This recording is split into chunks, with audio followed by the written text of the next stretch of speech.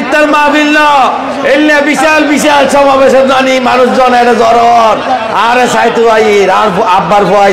বাঁশখালীর রাজনীতির ইতিহাসে সবচেয়ে জনপ্রিয় ও উন্নয়নমুখী নেতা হিসাবে যে নামটি আজও শ্রদ্ধার সঙ্গে উচ্চারিত হয় তিনি হলেন আলহাজ মরহুম জাফর ইসলাম চৌধুরী।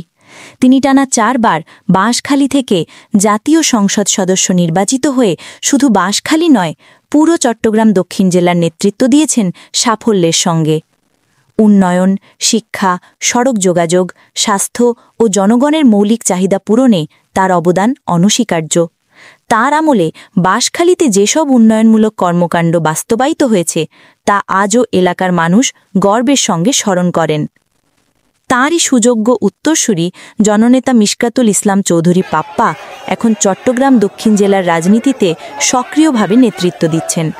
দলের প্রতি নিবেদন, জনসেবার মানসিকতা এবং জনগণের ভালোবাসায় তিনি দ্রুত জনপ্রিয় হয়ে উঠেছেন। বাবার আদর্শকে ধারণ করে তিনি চট্টগ্রাম 16 অর্থাৎ বাঁশখালী আসনে এমপি পদপ্রার্থী হয়েছেন। তার অঙ্গীকার বাঁশখালীকে একটি মডেল উপজেলা হিসেবে গড়ে তোলা। স্থানীয় জনগণ আশা প্রকাশ করে বলেন, বাবার মতোই পাপ্পা ভাইও জনগণের নেতা হিসেবে নিজেকে প্রতিষ্ঠিত করবেন এবং বাঁশখালীর উন্নয়নকে আরও গতিশীল করবেন।